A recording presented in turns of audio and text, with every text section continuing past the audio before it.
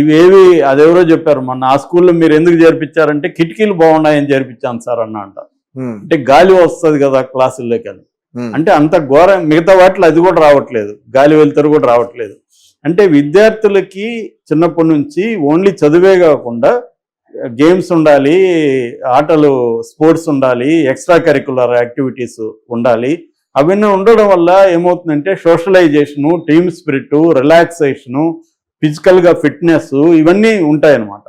ఇవేవి లేవు ఇవాళ కాలేజెస్ స్కూల్స్లో. దానివల్ల ఎంతసేపు వాడి మీద ప్రెజర్ పెరుగుతుంది. ఆ ప్రెజర్ని ఎలా తీసుకెళ్లాలో లేదు. అట్లాగే ఎడ్యుకేషనల్ ఇన్స్టిట్యూట్స్లో కౌన్సిలర్స్ని పెట్టాలి, సైకాలజికల్ కౌన్సిలర్స్ని పెడితే వాళ్ళ దగ్గరికి ఈ పిల్లలు చెప్పుకోవడానికి ఫ్రీగా వీళ్ళకి వాళ్ళని ఎంకరేజ్ చేయాలి. మీకు ఏమైనా సమస్య ఉంటే చెప్పుకోండి అని చెప్పు. ఇప్పుడు ఈ అబ్బాయి కానీ ఫర్ ఎగ్జాంపుల్ ఈ కాలేజీలో కానీ కౌన్సిలర్ ఉండి ఈ అబ్బాయి కానీ చెప్పుకొని ఉంటే నాకు ఇలా థాట్స్ వస్తున్నాయి సార్, ఆత్మహత్య చేసుకుందాం అనిపిస్తుంది, ప్రెజర్ ఉంది అని కానీ చెప్పుకుంటే ఆ కౌన్సిలరు వాళ్ళ పేరెంట్స్తో మాట్లాడేవాడు, మొత్తం విషయాన్ని అర్థం చేసుకుని ఆ అబ్బాయికి ఎలా దీని నుంచి బయటపడాలో హెల్ప్ చేసి ఉండేవాడు.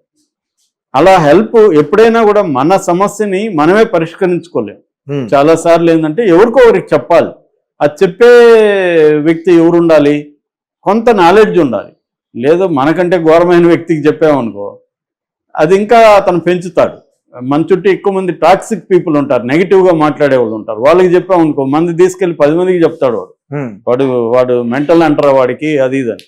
దాంతో ఇతను ఇంకా సఫర్ అవుతాడు. అందుకని ఎక్కువగా ప్రొఫెషనల్ సైకాలజీ హెల్ప్ తీసుకోవాలి. ఈ కాలేజీలో అది పెట్టాలి, అది పెట్టట్లేదు. అది మేజర్ రీజన్. ఎడ్యుకేషనల్ ప్రెజర్స్ అనేది మేజర్ రీజన్. రెండవది మెంటల్ హెల్త్ ఇష్యూస్. చాలామంది పిల్లలకి మానసిక సమస్యలు ఉంటాయి. ఆ మానసిక సమస్యల్ని పేరెంట్స్ పట్టించుకోరు, ఫిజికల్ సమస్యలనే పట్టించుకుంటారు. జ్వరమో ఇంకోటి వస్తే పట్టించుకుంటారు, మానసిక సమస్యలను పట్టించుకోరు. ఎందుకంటే ఇప్పటికి కూడా మానసిక సమస్యలు ట్యాబు ఇండియాలో. ఇప్పుడు నాకు డిప్రెషన్ ఉందని ఎవడు చెప్పుకోడు బయట. జ్వరం ఉంది ఇంకోటి ఉందంటే చెప్పుకుంటారు. నాకు డిప్రెషన్ ఉంది, నాకు యాంగ్జైటీ ఉంది, నాకు న్యూరోసిస్ ఉంది, నాకు ఇంకో జబ్బు ఉంది అని చెప్పుకోరు ఎవరు. మానసిక సమస్యల్ని ఎవరికి చెప్పరు.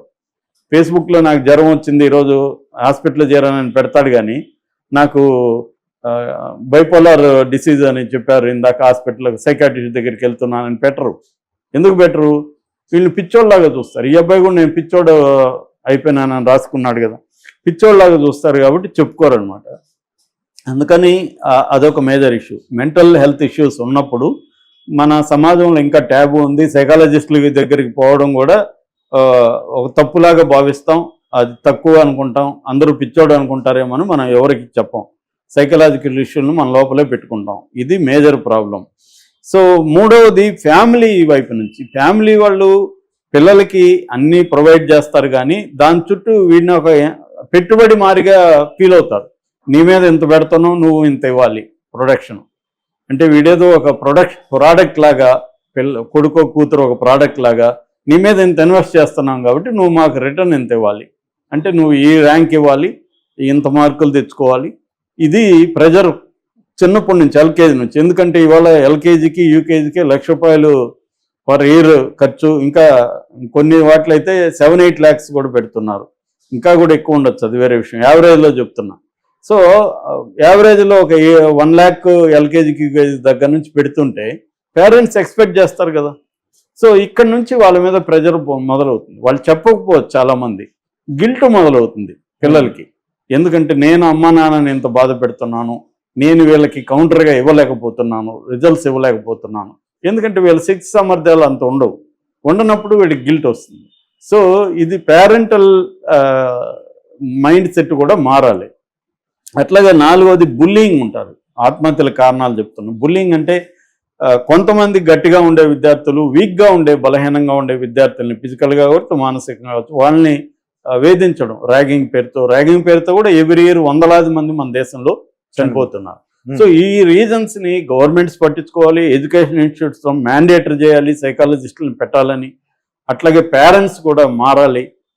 ఇవన్నీ జరిగితే కానీ ఈ ఆత్మహత్యలను ప్రివెంట్ చేయడం అనేది కష్టం. అన్నిటికంటే నేను చెప్పే ఏకైక కారణం ఏంటంటే, ఎవరికైనా మీకు మానసికంగా బాగాలేకపోయినా, ఇంకోటి బాగాలేకపోయినా సింపుల్గా గూగుల్లో టైప్ చేసినా కూడా మీకు సైకాలజిస్టులు, బెస్ట్ సైకాలజిస్టుల పేర్లు వస్తాయి. ఫీజులు కూడా ఎక్కువేం ఉండవు, మీరు అంతకంటే ఎక్కువ ఖర్చు పెడుతుంటారు.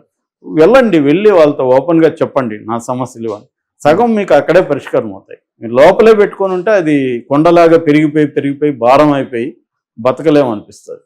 చెప్పుకుంటే సమస్య చాలా సింపుల్గా ఉంటుంది. చాలా సమస్యలు సింపులే, వాటిని ఫేస్ చేసి ధైర్యంగా ముందుకెళ్తే. ఇప్పుడు ఈ అబ్బాయి ఫెయిల్ అయిపోయాడు, 1 year లేటుగా అవుతాడు, ఏమో కొంపలు ఉండిపోతాయా? అంతకంటే ఏం జరగదు కదా. మెడికల్గా 4 ఏళ్ళు తర్వాత అవని డాక్టర్ ఏమైపోతుంది అంటే ఇటువంటి మైండ్ సెట్ పేరెంట్స్కి కూడా ఉండదు. పేరెంట్సే ఇవ్వాలి పిల్లలకి, ఏం కాదు నాన్న, నువ్వు ఫెయిల్ అయితే మేము బాధపడము, నువ్వు హ్యాపీగా ఉండు, నువ్వు మరీ టెన్షన్ తీసుకోవద్దు, కూల్గా రాయి, 1 year లేట్ అయితే ఏం కాదు అని చెప్పగలిగే వాళ్ళు ఉండాలి. వాళ్ళు ఏంటంటే ఇండైరెక్ట్గా చాలామంది కొడుకులతో కూతురులతో తిట్టరు, కానీ వీళ్ళు ఇండస్ట్రీకి బాధపడుతుంటారు. ఫోన్ చేసినప్పుడంతా ఇంకా ఎప్పుడు రా అంటే వాళ్ళకి బాధ వేస్తుంది, పాపం నా వల్ల బాధపడుతున్నారు. సో ఇది మానుకోవాలి. వీళ్ళు ఏంటంటే పక్కింటి వాళ్ళు ఏమంటారు, బంధువులు ఏమంటారు, నీ కొడుకు ఇంకా 4 ఏళ్ళకి చదువుతున్నాడు అంట కదా, ఈ సోషల్ ప్రెజర్. సో ఇవన్నీ అంత ఈజీ కాదు. ఏదైనా పిల్లలు ఈ కైండ్ ఆఫ్ ఉన్నవాళ్ళు చెప్పుకోవడం ఇంపార్టెంట్. పేరెంట్స్ కూడా తమ పిల్లలకి మిగతా ప్రొవైడ్ చేయడంతో పాటు అతన్ని కానీ లేకపోతే ఆ అమ్మాయి కానీ మానసిక పరిస్థితి ఎలా ఉందనేది అబ్జర్వ్ చేయడం వెరీ ఇంపార్టెంట్.